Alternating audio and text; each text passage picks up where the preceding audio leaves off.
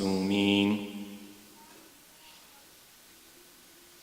السلام عليك يا أبا عبد الله وعلى الأرواح التي حلت بفنائك. عليك مني سلام الله أبدا ما بقيت وبقي الليل والنهار، ولا جعله الله آخر العهد مني لزيارتكم.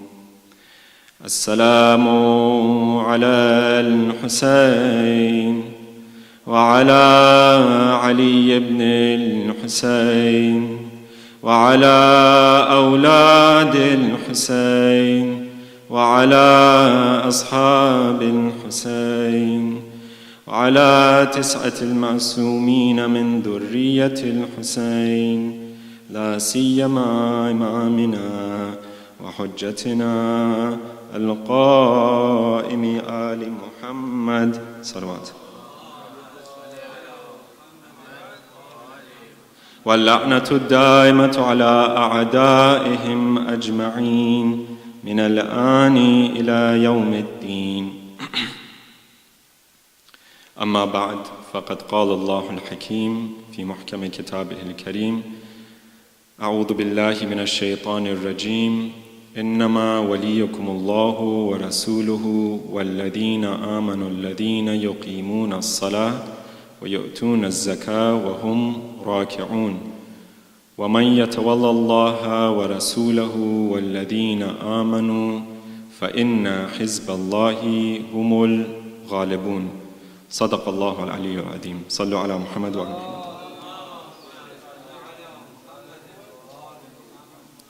Respected Maulana, dear brothers and sisters, Assalamu alaikum wa rahmatullahi wa barakatuh. On this fourth night of our discussion, so far we have been discussing the topic of wilaya, gave a definition of what wilaya means, which is an intimate connection, and gave a few characteristics of wilaya. And last night we talked about the first being, the first type of wilaya, the first connection that Allah commands us to. In this ayah of Surah Al-Ma'idah, Allah begins with Himself. He says, إِنَّمَا وَلِيُّكُمْ, indeed and surely your wali is Allah. And then He continues, وَرَسُولُهُ وَالَّذِينَ آمَنُوا. Inshallah, in the next few nights we will talk about the Rasul, these various other forms of wilaya that we are called to have, these connections that we're called to have. But tonight, we will continue this discussion about our connection with Allah. And said that the first and most essential connection that we have to Allah is not something that we have decided. It's not something that we even had the ability to make the decision. It's that God has created us and then He has sustained us. So in fact, this connection, this intimate connection that we have with Allah starts with Allah Himself. It starts from Him and not us. And in fact, when we look at our being, when we look at ourselves and we see how much in need we are of Allah, then this becomes ever more present for us. We have this in our, this is something that I think we all have a sense for.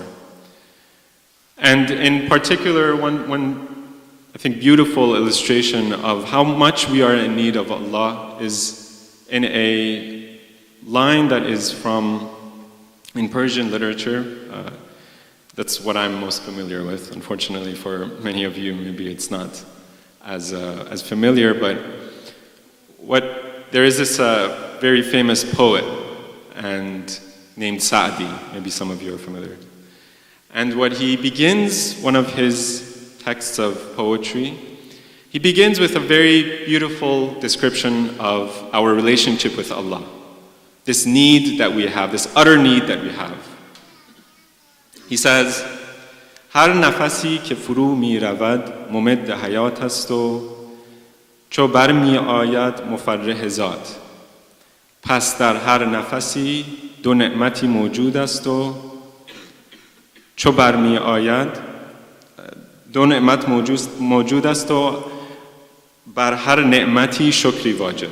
So in just a summary, what he is saying is every single breath that we take, every single breath that comes into our lungs, we have to give thanks. And then every single breath that comes out of our body, that is also something that gives us life. So it goes in, it gives us life, and then once it comes out, that gives us relief. If the breath goes in and it doesn't come out, that will cause us to maybe suffocate or have internal problems. If it doesn't come out, then that would also cause problems. So what the poet says here is, for every breath that we take, there is one air going in and one air coming out. And so for every breath we have to give, there are two blessings that Allah has given us. And for every blessing that Allah gives us, we have to give thanks to Allah. So imagine, for every breath, there are two blessings, and for every blessing we have to give thanks. Is it even possible for us to thank Allah for all of the different blessings that He has given us? This is just a small glimpse of what the blessings of Allah that He gives us and that are so central to our very being. We would not be alive if we did not have this breath. And we would not be alive if God did not give us these two blessings. Now, this is just a small glimpse. Imam Hussein takes this much, much further. In his dua Arafah, it's a very famous dua that Imam Hussein is reported to have recited, Sallu ala Muhammad wa ala Muhammad.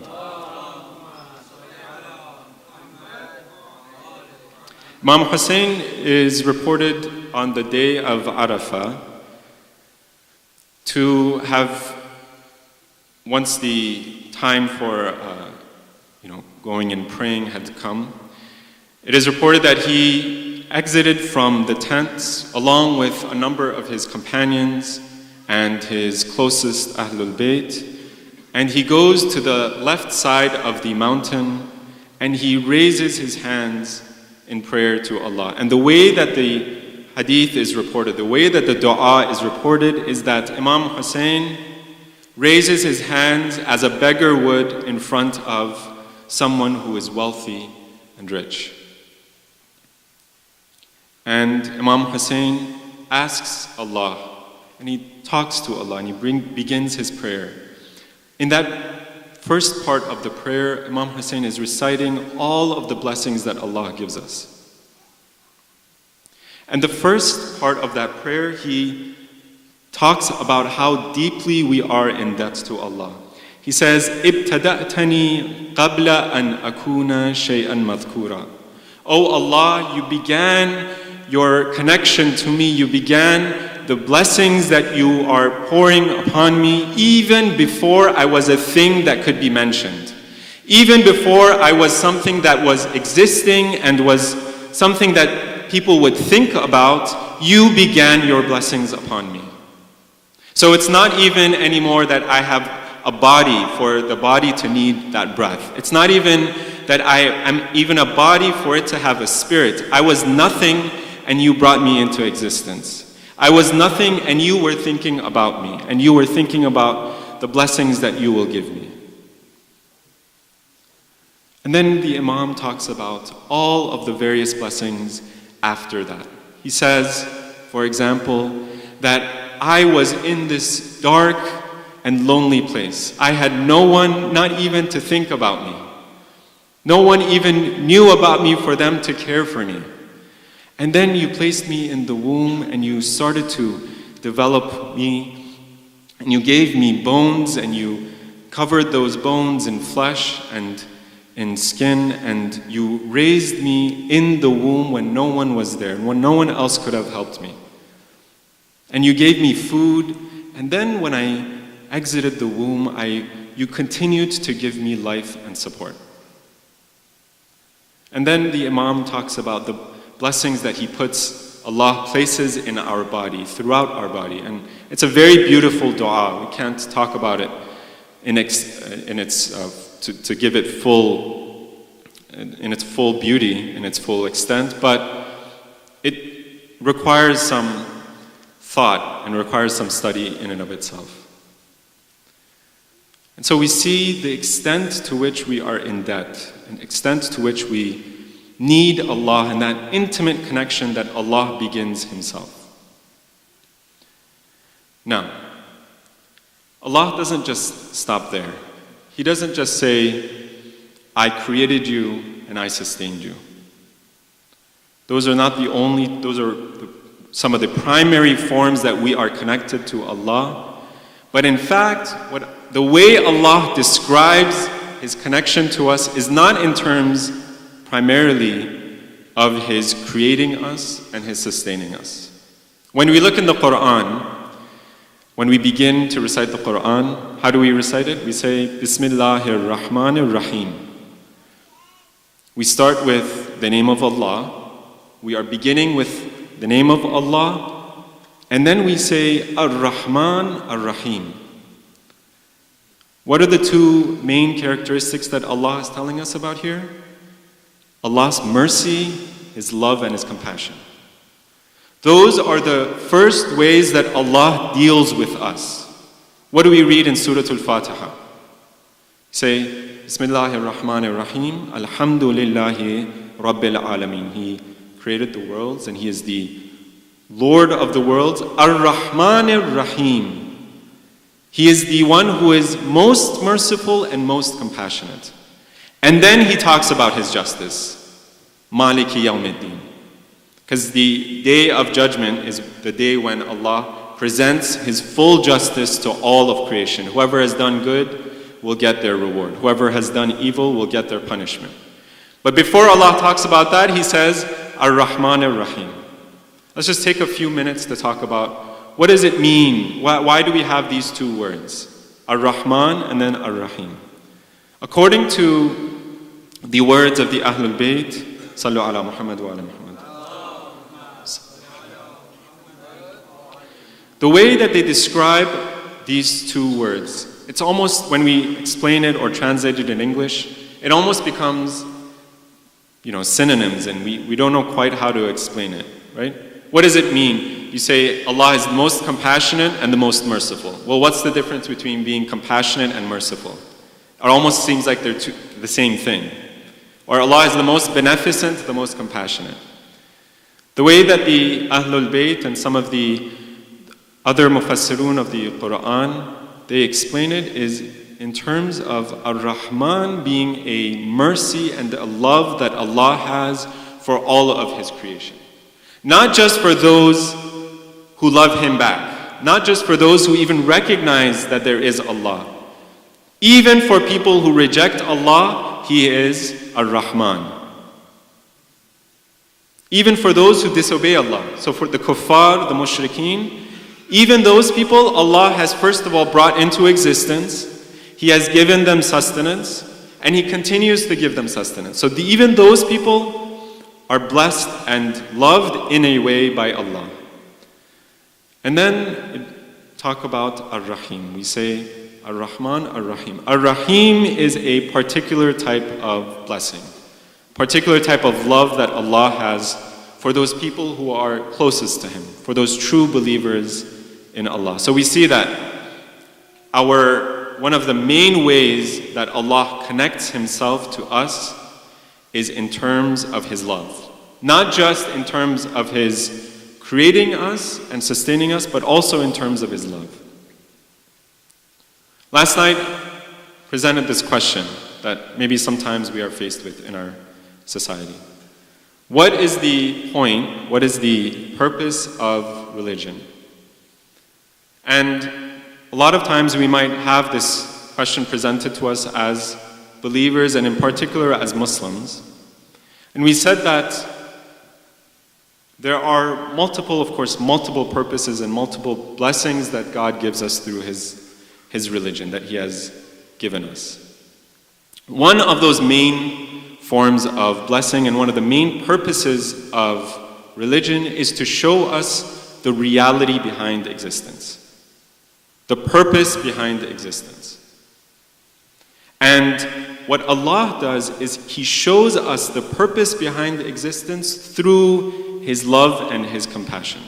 So we said that if we are to look at our material world, if, for example, the scientific community was to come to a consensus that, say, for example, that climate change is real and it's taking place, and this terrible hurricane that's coming our way, inshallah, we won't have to deal with it too much, but this is one of those maybe signs or one of the effects that you are going to have increasingly extreme weather patterns, right? So this is some of the things that there's a consensus about, the scientific community has agreed upon.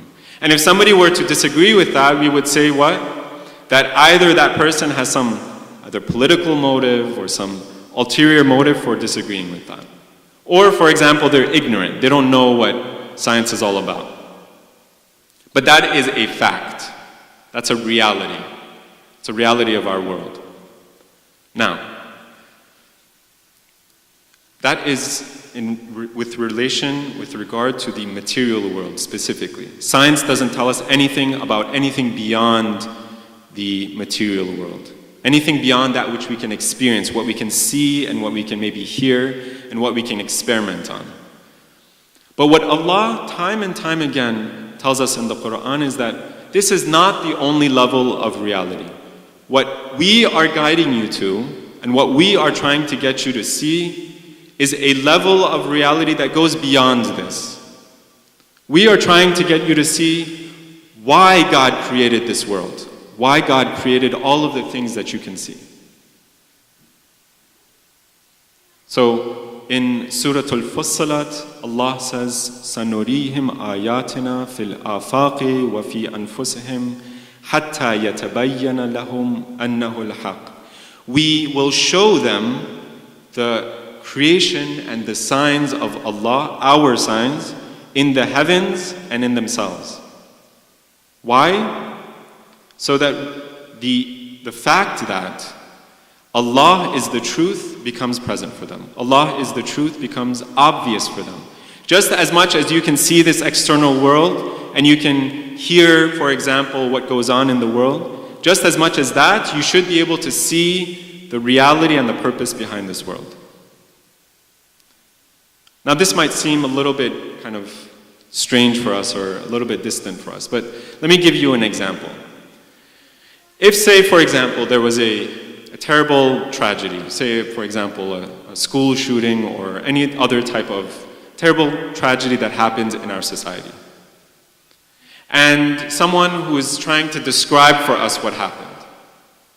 They say, for example, that this number of people were killed, and then this is the gun that was used, or this is the thing that was used to kill all of these people, and this is, the way the weather was like on that day, and this is all of the, for example, they entered through this place and so on and so forth. And they explained for us in detail the material stuff that was happening at that time. And then they say, well, the decision about whether this was a good thing or a bad thing is entirely up to you. You guys decide. Was this a good thing that we had this tragedy and we had this, for example, if there was a shooting of some kind, was it a good thing that we had it or a bad thing? You guys decide. If somebody were to say this to us, we would say, well, that's a terrible way of describing what happened. This is a tragedy, and the reason we call it a tragedy is because this was evil, and somebody who does this either is insane and doesn't have their reasoning ability, or they have some sort of disease in their hearts, and that's what caused them to commit this evil and terrible act. Right? If we were to take away the moral reality of that event, then any sort of description that that person gives us about what happened would be completely irrelevant. We would say you've missed the whole picture. The whole picture is that this was a terrible thing. And so we see that the moral reality, the moral facts, are much more important than the description, the material description that a person can give us. The moral reality of this world is much more important to us as human beings than just the facts about how our world works. Sallu ala Muhammad wa ala Muhammad.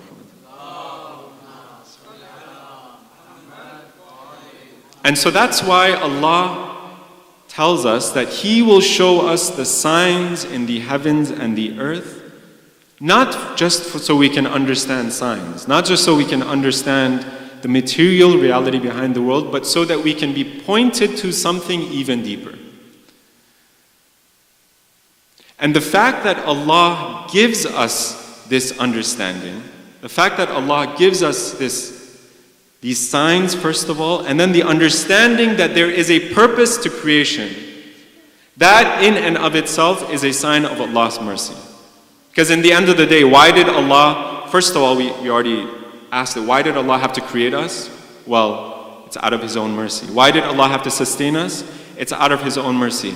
But then the final question is, why does Allah have to give us the understanding that there is a moral and a spiritual reality behind this world? Allah didn't owe anything to us. We didn't have anything that Allah needed.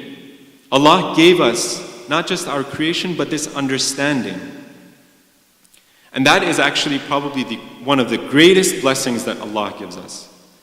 That we have this understanding, and it's something that goes to the depths of our heart. And Allah explains this to us. He says in Surah Al-Rum, He says, أعوذ بالله من الشيطان الرجيم فطرة الله التي فطر الناس عليها لا تبديل لخلق الله. That Allah has created within human beings a fitra, an innate understanding of how the world works, an innate understanding of how the moral and spiritual world works. Because if we were to ask ourselves, well, so we know that this tragedy was something that is evil. We know that, for example, if we see someone give charity, or if we were to see someone do good to another person, we know that that's good. And when we see it, we will be able to understand that it's good. Now, one thing that a lot of religious people will not be able to answer is, why do you see that? Who gave you that understanding? Did you learn it in school? That, for example, if I see someone being kind to another person, that's a good thing? Or if, say, for example, someone does this terrible tragedy, did you learn it in school necessarily, that you are saying that this is a bad thing? Or do you see it somewhere, maybe there's a sign out there in the world that says, tragedies are bad? Or say, for example, if you hurt someone else, that's a bad thing. We don't. It's something that comes from within us. Something that it's deep within us, and whenever we see it, and we don't actually see it in the world out there. A scientist, for example, can't come and experiment, well, this is, for example, 5 degrees of goodness, this is 5 degrees of injustice. Right? A scientist can't come and measure how much good someone does or how much evil someone does. But we know that deep within our heart. Of course, that doesn't mean that always we're right. So sometimes we might think something is good, but actually it's bad. Or we might think something is bad, but it's actually good. But that doesn't negate the fact, that doesn't go against the fact that we see it, when we understand it, when we come across something that's either good or evil. And so, Abu Abdullah, Imam al-Hussein alayhi salam,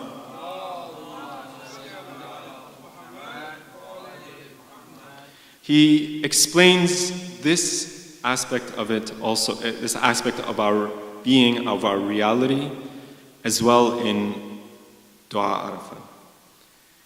He says, لم يمنعك جهلي وجرأتي لم يمنعك جهلي وجرأتي عليك أن دللتني إلى ما يقربني إليك ووفقتني لما يزلفني إليك. O Allah, my ignorance and the fact that I am so bold in front of all of these blessings, I see the blessings that you give me, and yet I defy you.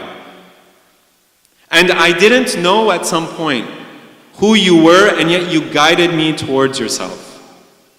I didn't know any of this, and yet you guided me. And all of my ignorance and all of my boldness and crassness in front of you, none of that prevented you from guiding me. And none of that prevented you from bringing me closer to yourself. And just to kind of make sense of what Imam Hussein is saying here, if, for example, we were to give our sons or daughters, if we were to give our children everything that they ever wanted, everything that they ever asked us to,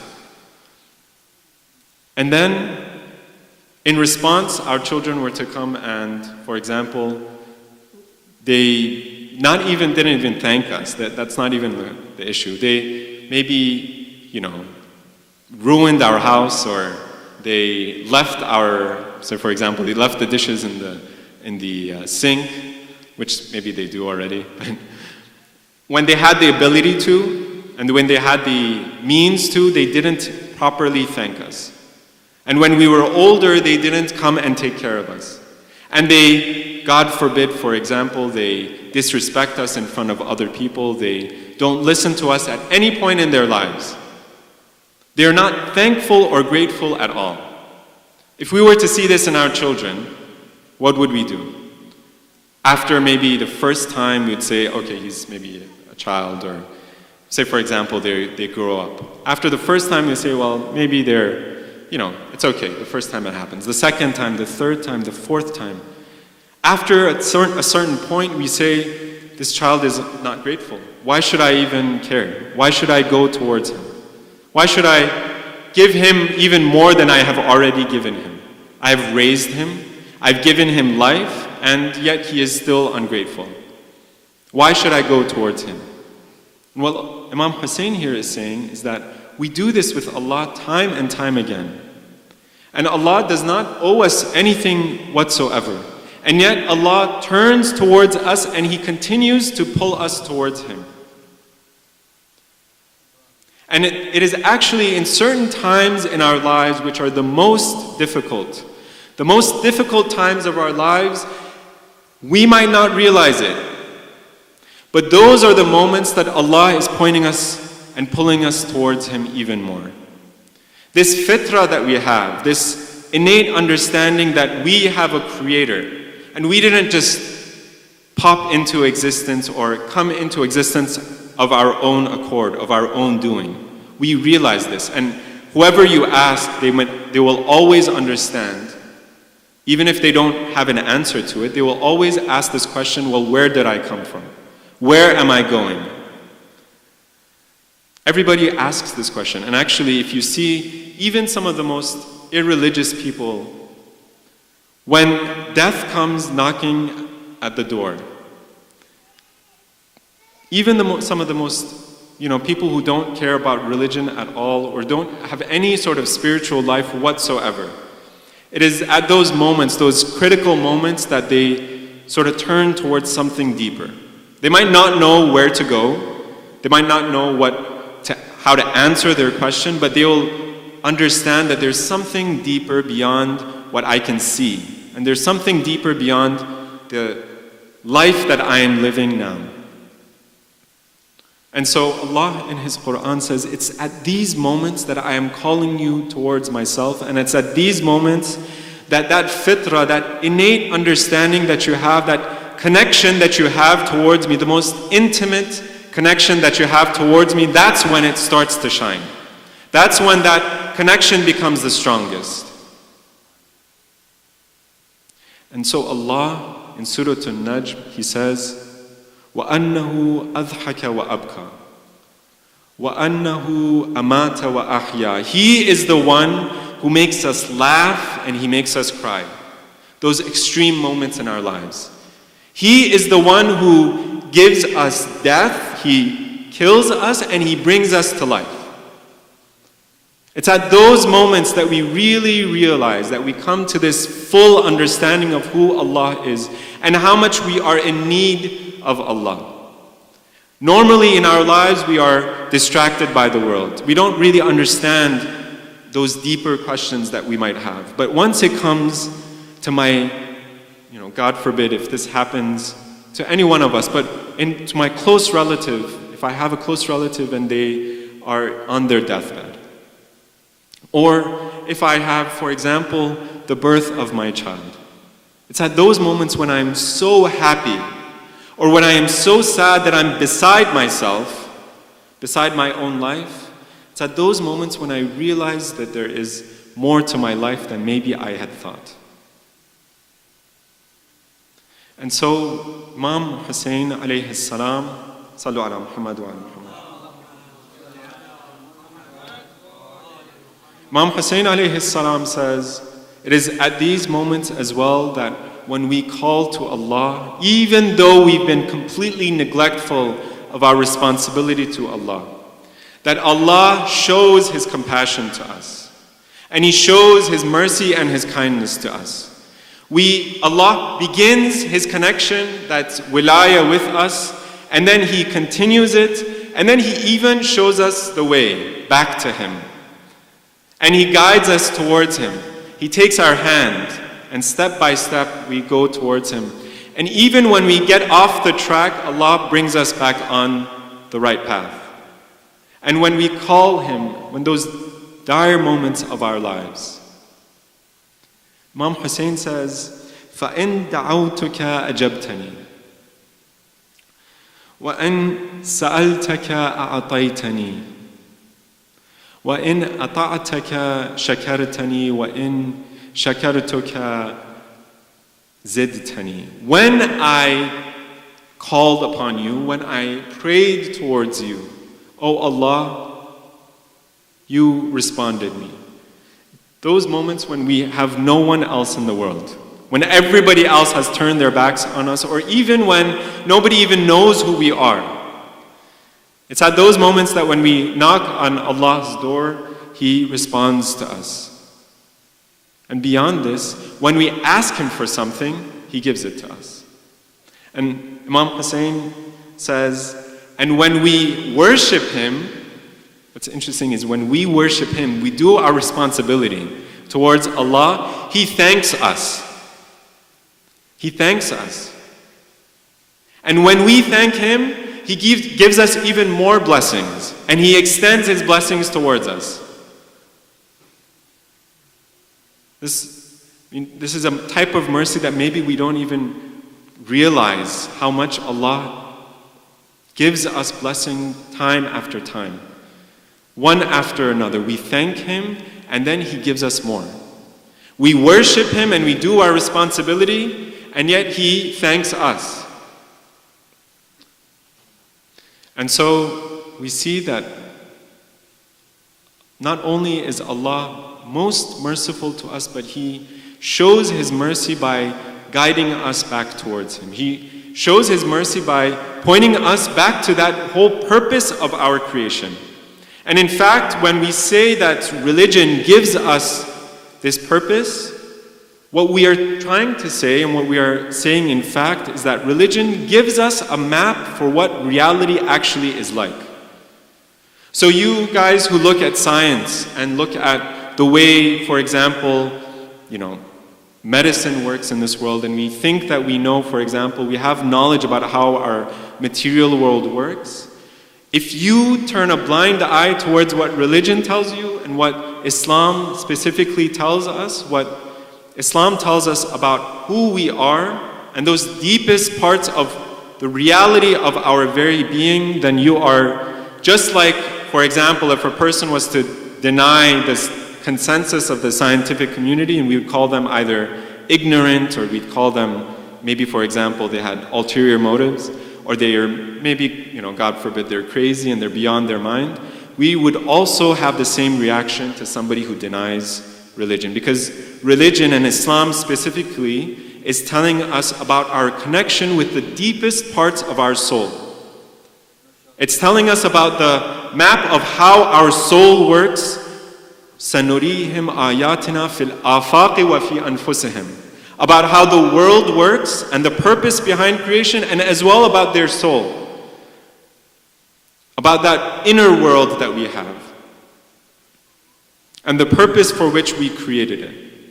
And where we are supposed to go. And why we were brought into this world. And so that's what religion gives us. That's one of the many things that religion gives us.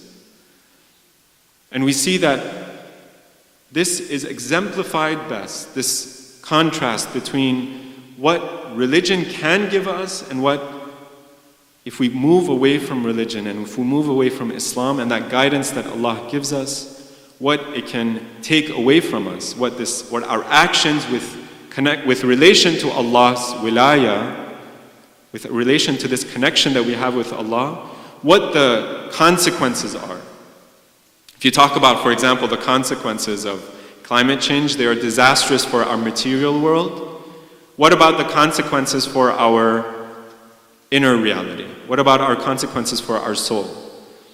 And we see this present in Karbala, where those who accepted the call of Imam Hussein, what they received in return, and those who rejected Imam Hussein. So if we look at two specific people in the tragedy of Karbala, let us turn our attention towards the tragedy of Imam Hussein with a loud salawat.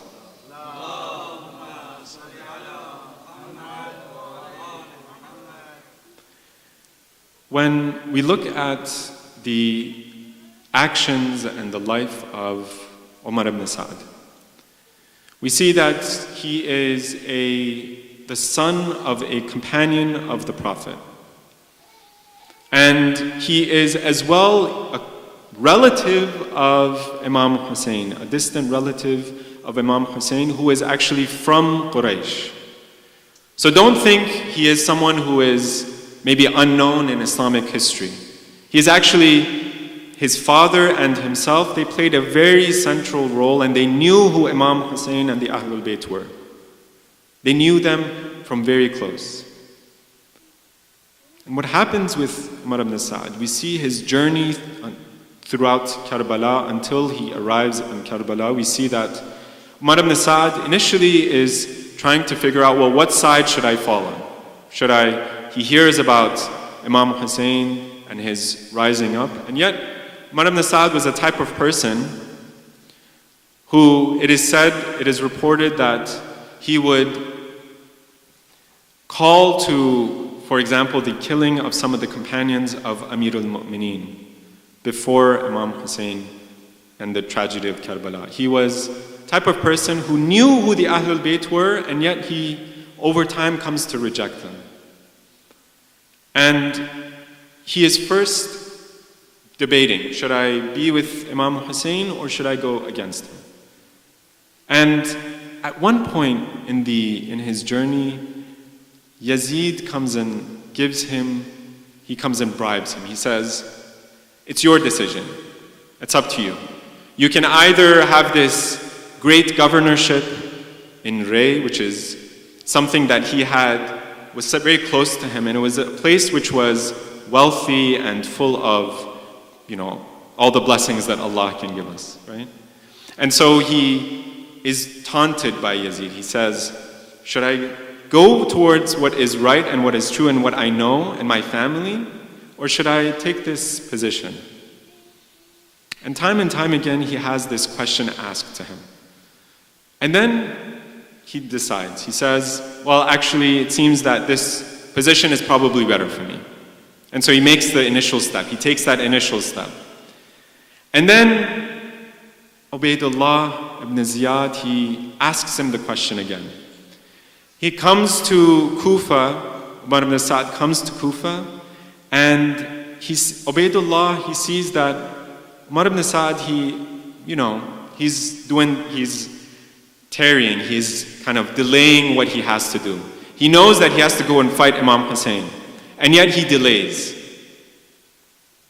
And Ubaydullah says, either you're going to go and fight and kill Imam Hussein, or I'm going to take away this governorship.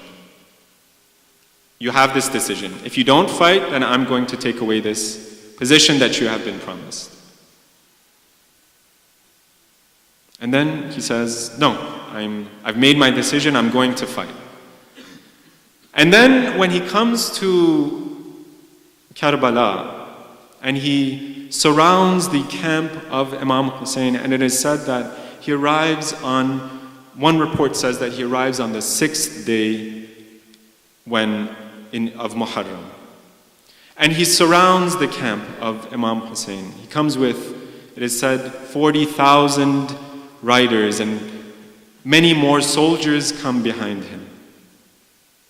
And he cuts off the water to the camp. And the real struggle of Imam Hussein and the camp starts. And yet Imam Hussein does not stop his compassion towards Umar ibn Sa'd. He calls him time and time again. And in fact, Imam Hussein has secret negotiations with Umar ibn Sa'd. He says, "We are family. You know who I am. What have they promised you? Have they promised you a house? Have they promised you land? Have they promised you all of these blessings? I can give you all of these." Imam Hussein is being kind and compassionate. He says, "I can give you whatever they have asked you. Just turn around. You don't need to fight me. They are asking you about this world. I am asking you about the other world. And yet, even if you don't want the other world, I'll give you this world. I will compensate you." And Umar ibn Sa'd, time and time again, refuses. At one point, Imam Hussein says, "Have they promised you this? You know who I am, and yet you are still going to fight me." And he has nothing to say, and so he drops his head. Umar ibn Sa'd looks down, and he has nothing left to say. And then Imam Hussein says, "The curse and the la'na of Allah be upon you. You are never going to reach. May Allah take away any sort of grain or any sort of blessing that Ray will give you." And in fact, we see that he never reaches that governorship. They take that governorship away from Umar ibn Sa'd. What they had promised, what Yazid and Ubaydullah had promised, he never actually reaches what he wanted. So this is one side of the story. The other side of the story we see in Hur. This person who was from Kufa, one of the strongest battle-tested people, generals of the Kufan army. He knew as well who Imam Hussein was. And in fact, it is said that he was one of those Kufans who were close to the Ahlul Bayt. They had a deep love for the Ahlul Bayt. Even though they weren't the Shia and the outward companions of the Ahlul Bayt, and yet they had this deep love for them. And so we see that Hur is the first one to stop Imam Hussein in Karbala. It is said that Hur would follow Imam Hussein. He comes to him and he says, "This is the command that I have been given." He stops him and then he directs him. He says, Imam Hussein says, "I want to go that way." He says, "No, this is the way we have to go." And then Imam Hussein says, "Well, let me go away from this place and I will go to a far-off land." Hur says, "I'm sorry, this is the command that I've been given." And he directs him towards Kufa slowly and slowly until Imam Hussein reaches this land of Karbala. And they set up the tents, and then we see that later on, Umar ibn Sa'd comes as well with a larger army. And so Hur is the one who stopped Imam Hussein in Karbala. And when the time comes, on the 9th of Muharram, Hur looks to Umar ibn Sa'd. He says, "Are you really going to fight him? It seems that the army is getting ready to fight. They are preparing the battle. Are you really going to fight Imam Hussein?" Hur is still trying to figure out which side he is going to fall on. And Umar ibn Sa'd says, "Yes, what did you think this whole journey was all about? We are going to make their heads fly. We are going to make their blood spill on the ground, and this ground is going to be red with their blood. What did you think this was all about? You are a man of battle. You know what will happen." And Hur, all of a sudden, he comes to his senses and he realizes that it is that moment to make the decision. And throughout this whole time, Imam Hussein is constantly telling Hur, not in that merciful and compassionate way. He says to Hur, how dare you? You know as well who we are. May your mother be crying at your grave. You know who we are. And he speaks to him in a very harsh tone. He speaks to Hur, Imam Hussein speaks to Hur in a very harsh tone.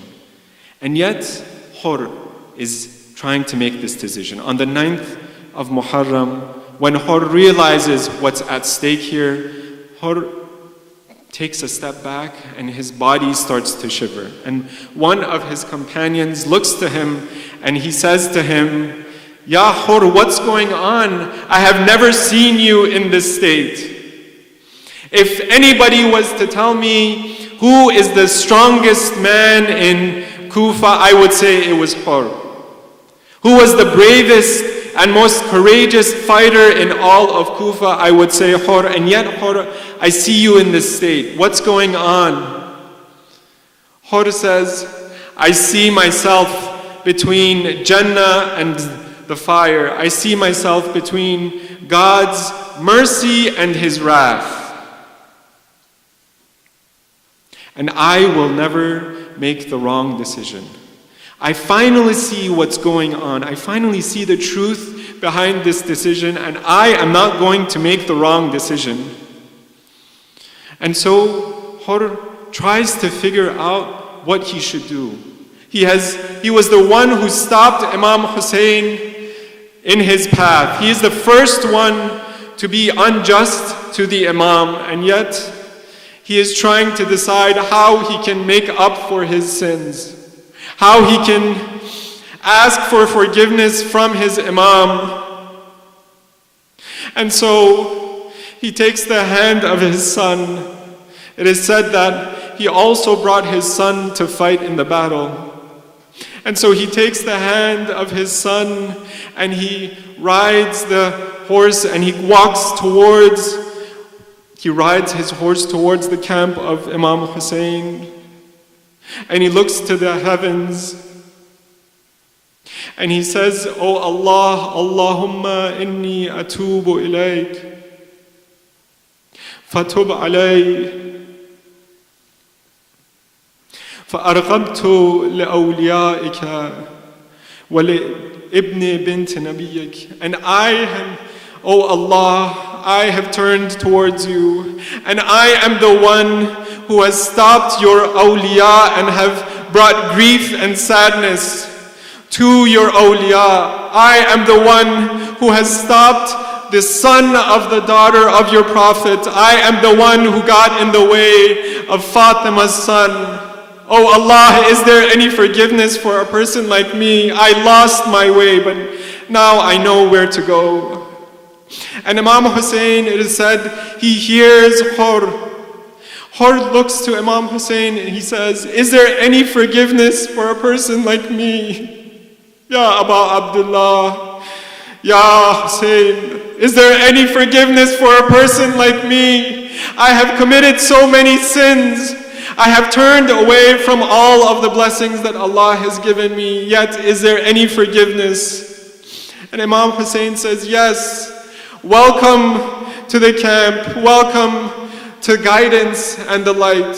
And yet Hur still hears the cries of the children. Al-Atash, Al-Atash, this is the 9th of Muharram. It is 2 days and the water has been cut off from the camp. And so the children are crying out. They have had no water for 2 days. And Hur hears this. And he hears the woman crying out, is there any water to be given to us? And Hur knows that there is no going back from this point. He knows what will happen to the camp. And so he turns to Imam Hussein. He says, Ya Aba Abdullah, Ya Hussein, is there any way I am the first one to have stopped you in your path? Is there any way that I can also be the first one to sacrifice myself in your way? And Imam Hussein says, yes. Show us what you are made of. Show us that courage that we have been told about. And Hur turns towards the camp and he says to the camp of Umar ibn Saad, he says, do you not know who this person is? And he fights a valiant fight and he kills many of the men as Hur was known to do. And then finally someone comes from behind and they strike him down. And he falls to the ground. And Imam Hussein flies to Hur and he comes to the top of Hur's body and he cradles Hur's head as it is bleeding. He cradles his head in his lap and he says, Hur, you have made us proud. We forgive you and you have come into our camp and you have made us proud. Ya Hur, Anta Hurrun kama sammatka ummuk.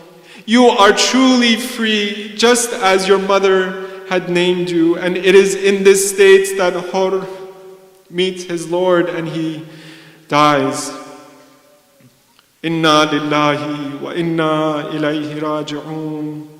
Wa saya'lamu alladhina zalamu ayya munqalabin yanqalibun. Sallu ala Muhammad wa ala